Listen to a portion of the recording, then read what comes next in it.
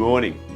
One of the shows that Susan and I have really enjoyed is the show Muster Dogs on ABC TV, the 3 seasons of this show. Essentially, it's the 3 seasons have been about a series of dog trainers, farmers who train dogs to herd cattle and sheep on their properties, have been selected, and each season 5 or 6 are given a puppy. A puppy that's specially born and bred to be a muster dog.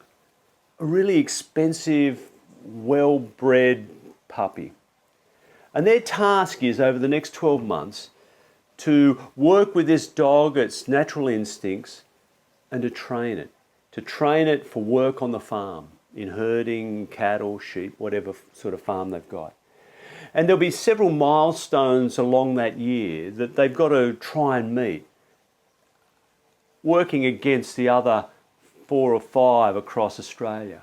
And at the end of the year, they'll come together and there'll be some certain tasks that they'll be asked to do with their dog, and there'll be a champion named as the best dog.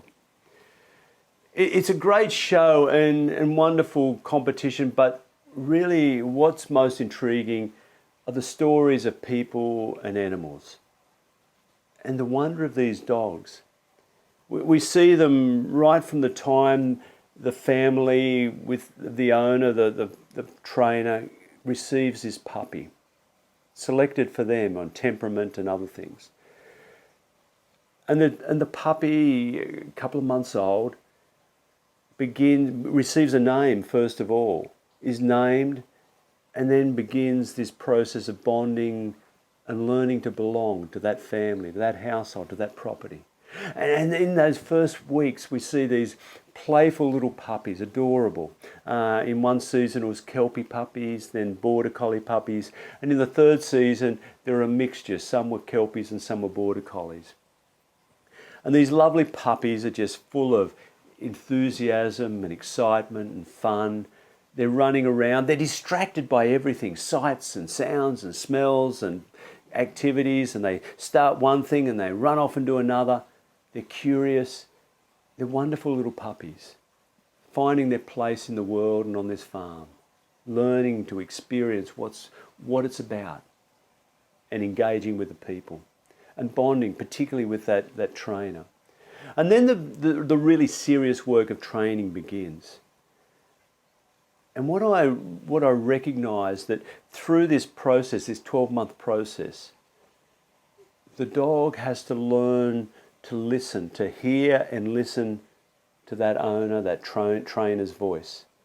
And amidst all the distractions and other voices and other things that are happening, to focus more and more in a more and more disciplined way on the voice of the trainer and the words that they're using, to learn the words and the gestures that will guide the dog and help them. They need to learn to listen explicitly to the trainer and their voice and the gestures and to follow. Even when that goes against some of their natural instincts or inclinations, they have to listen and do what they're told. Because if they don't, all sorts of chaos can unfold. And it's wonderful to see the brilliance, the skill, these dogs and the connection with the trainer over that course of the year and what they're able to achieve. We experience a very, very little bit of this with our dogs. I mean, Nico is 8 years old and not very well trained. That's on me. But he has learned things. And he knows my voice and Susan's voice. When we're in the dog park, if there's lots of other people or dogs and one of us calls out and he can hear the voice, he recognises the voice. You see his head go up and his ears go up and he listens. And if I call, he'll come. Particularly if I've got the lead and I'm saying, let's go for a walk. When we go for our daily walk, he knows various routes that we take. We've got several. And he'll look at me when we start off. Are we going this way or this way? And I've got a point. And he follows and off he goes. And he knows different ways. And when we get to different options along the way, he'll look at me. Which way are we going? And I'll point. And we'll go that way, and he keeps looking back to make sure he's got it right, checking in with me. He knows on one route, or a couple of routes, that there are traffic lights. And he goes to the traffic lights and he stops and he waits. He waits till the light turns green. Not that he can register the green light, but it buzzes. And when he hears that buzzing, he knows it's time to cross. And off he goes. He looks at me and says, "Come on, let's go." And we cross the road. He knows when I say wait or stop at the gutter to stop and then walk to go. At home, if I say bin and walk out the back door, he'll run to where the bins are, or run to the gate if it's outside. We are even taking the bins out or bring them in. If I have the keys in my hand and I say letterbox, he'll go out to the letterbox. If I pick up his ball, he'll know it's time for a ball. I'll say, "Ball, where's your ball?" Or if Susan says hose, or sometimes even H, he'll run outside, or he'll hear the hose turn on and he'll run out and grab the hose. It's time to play with the water. He's learned these things and he knows these things. Each day he and our young one-year-old puppy, Nessa, need to come up and be patted and petted and rubbed on the belly and under the neck and behind the ears, and to be called by their name and to be known. And you need to look into their eyes, into their face, to hold them and reassure them that they're good, they're okay, and they're loved.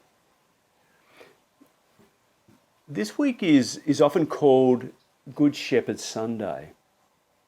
And the name comes from some of the readings that are often read on the day. That beloved 23rd Psalm, often called the Shepherd's Psalm, and attributed to King David, who was a shepherd boy and understood sheep and what it meant, but understood that designation of the shepherd as being the leader of the people. Sometimes a king or a religious leader or a political leader or a leader of the people. And he used this notion of shepherd to God. And it speaks of God being the shepherd. And when God is my shepherd, I shall not want. I have what I need. He leads me into the pastures where there's good food, still waters, on the right pathways. When the road is troubled and difficult and scary, he's there and protects me. He holds me before my enemies when I'm afraid or in danger. And I want to walk with him all my life, says King David. It also refers to some of the stories in John's story of Jesus, where Jesus talks of himself as the Good Shepherd. Now, as I said, I don't know much about shepherd or sheep, but this notion of the Good Shepherd was strong in Israel, that the prophets and then into Jesus and condemned many of the leadership of Israel over the centuries as bad shepherds. Kings who are narcissistic or power hungry, weak, leaders who didn't look out for the weak and the vulnerable, who didn't care for the people, who didn't live by justice or love, who were not good shepherds. And Jesus says, I am the good shepherd, and my sheep know my voice. And that's really significant, because in our world there are many voices. I know that every time I turn on my phone and look at an email or some news feed, I'm bombarded with ads or other stories or messages, things that advertisers want me to read and see. And there's all these messages of things that people believe or want me to believe that I need.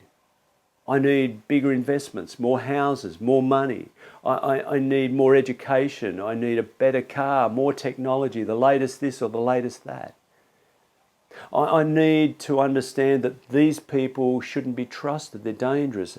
People, asylum seekers or refugees, are here to take my job or homes, or they're dangerous. Or people of different colour skin or different ethnicity, I need to be wary of, particularly coming from certain parts of the world. There's all these kinds of messages that are there. And the voices saying, don't trust this person or that person, or buy this or get that or do this, and those messages are confusing. When you are distracted by all these voices, when all these voices are coming at you all the time, who is a good leader? Who should I vote for? Who shouldn't I vote for? Who should I trust? Who shouldn't I trust? All the scams that are on texts and emails. Who do I trust? What voice? Where do I listen? Where do I get wisdom and truth, love, justice, hope, peace? Where's the voice that speaks to my deepest yearning? And Jesus said, my sheep know my voice. Amidst all the distractions, I am the voice of love. I'm not going to shout and be a loud voice, but I'm clear, and my voice will shine through if you listen. My voice is the voice of God, who loves and will hold us. Whatever happens in life, this love will hold us and will not let us go. And he says, my sheep cannot be snatched away. I protect them. God will protect them. And they will live in my love always. There is this wonderful promise of love, of security, of life, of belonging in God. And that's the voice we need to listen to. I know that I often follow these other voices, these distracting voices, these glossy, bright, loud voices and sounds and ads and whatever. And they inevitably lead to a dead end. I buy something and it's great for 5 minutes and then it's out of date or the novelty's worn off. What voice will we listen to? Will we listen to the voice of love? The voice of justice? The voice that knows who we are? That knows our name, knows our being, and loves us? The voice of the one who will hold us and never let us go. And will walk with us through the deepest, darkest valleys of life. And hold us in our fear and uncertainty, and lead us to the place of peace. Which voice will you hear? Which voice will you follow?